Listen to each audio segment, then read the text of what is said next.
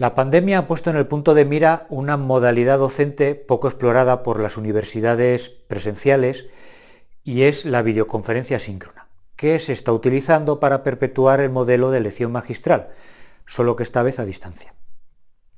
Bueno, en este vídeo hemos recopilado nuestra experiencia y la experiencia que hemos conocido de otros docentes con esta herramienta y veremos los principales problemas que plantea, las particularidades de esta forma de enseñar y algunos consejos.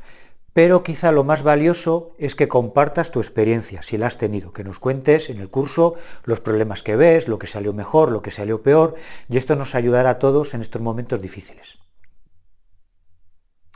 La primera reflexión que se me ocurre es si en el tiempo de conexión síncrona entre el profesor y los estudiantes, lo mejor que podemos hacer es dar una lección magistral, pero eso es algo en el que ya hemos insistido bastante y desde luego si en el aula nos parece lo más adecuado, pues supongo que en estas sesiones síncronas a distancia haremos lo mismo.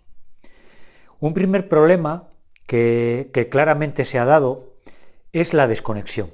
Quiero decir, literalmente, estudiantes conectados a la sesión, pero ausentes, que estaban haciendo otras cosas. Hemos oído historias de asignaturas que pasaban lista, pero enseguida después los estudiantes se ponían a hacer otras cosas y se jactaban de ellos y hablaban entre los compañeros que no estaban haciendo ni caso.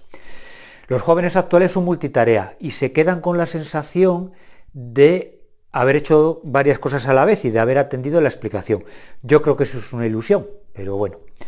Esto está relacionado con otro problema y es la falta de feedback. En muchos casos hemos tenido que hablar a una pantalla en negro. En mi caso ha sido casi imposible que conectasen las cámaras y lo hemos intentado, pero ponían excusas, algunas más o menos razonables y en algunos casos entendibles, ¿no? Como la intromisión que representa cuando están ellos en casa. Bueno, ¿qué solución tiene esto? Pues no sé, quizá obligar a que las activen, poniendo unas normas desde el principio. Se me ocurre que la asistencia a un aula de la universidad implica vestirse, desplazarse y acatar unas normas, ¿no? de convivencia social dentro del aula. Bueno, pues lo mismo cuando se conecten desde casa. Quizá asumiendo que no todos, no vamos a conseguir con todos, pero bueno, al menos no hablaremos a una pantalla totalmente en negro.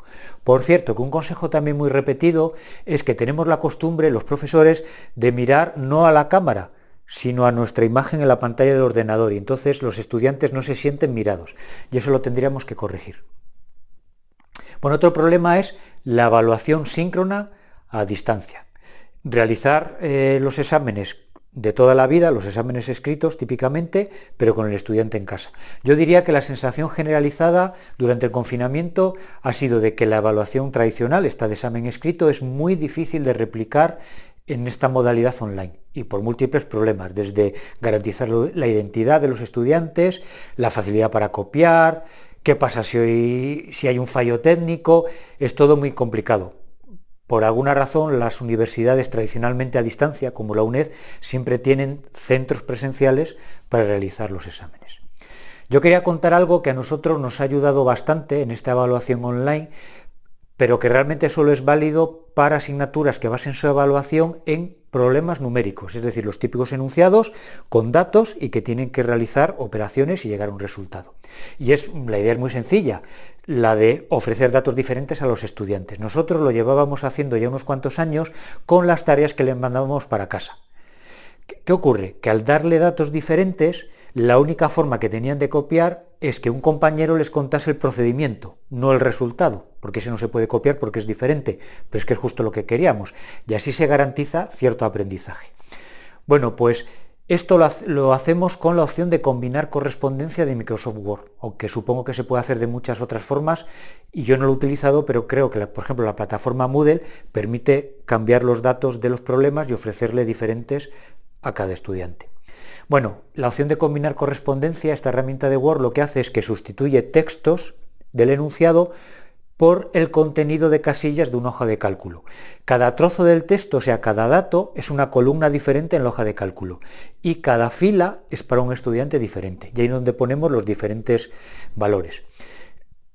El resultado que obtenemos al final son diferentes enunciados personalizados para cada estudiante. Además, se puede utilizar la hoja de cálculo, otras casillas, para poner las fórmulas que nos calculan a nosotros el resultado que deberían obtener para poder corregirlo.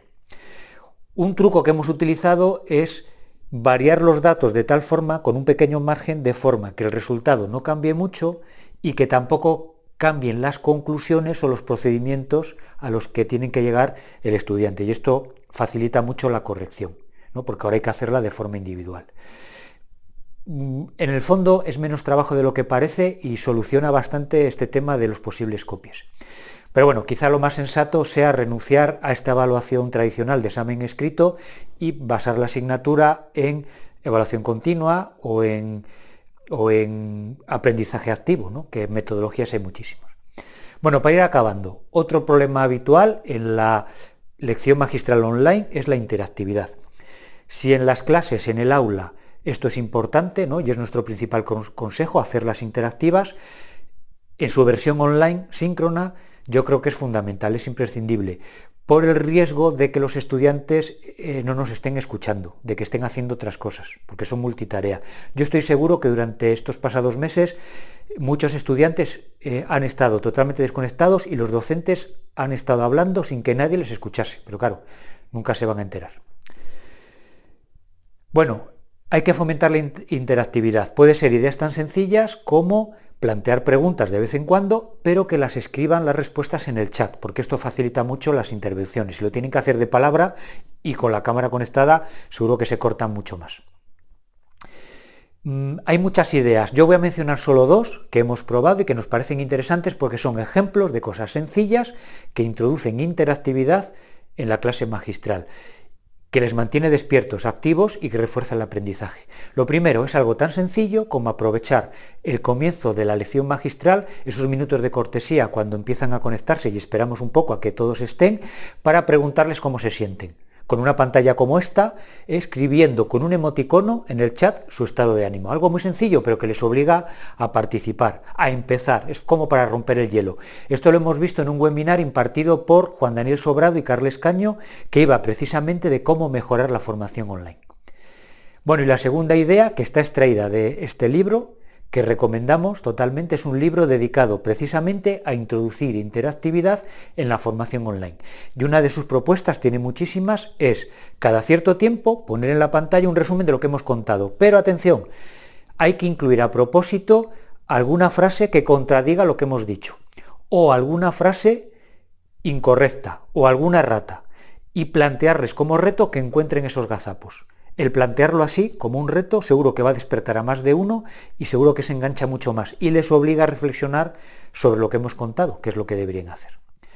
Bueno, ya termino de verdad con un debate que he escuchado estos últimos días, un debate interesante, y es que siempre damos la clase magistral online sentados frente a la pantalla del ordenador. Claro, porque si no, pues nos salimos del campo de la cámara, ¿no? Por ejemplo, es complicado. Pero se está debatiendo si deberíamos hacerlo de pie, como deberíamos hacerlo también en el aula, de forma presencial.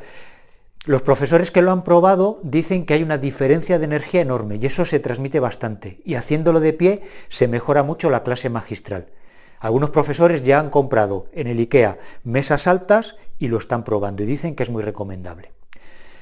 Bueno, en el fondo lo que ocurre es que la lección magistral en esta modalidad síncrona online es mucho más complicado, mucho más difícil y desde luego es un reto para nosotros y tenemos que esforzarnos para que sea lo más efectiva posible.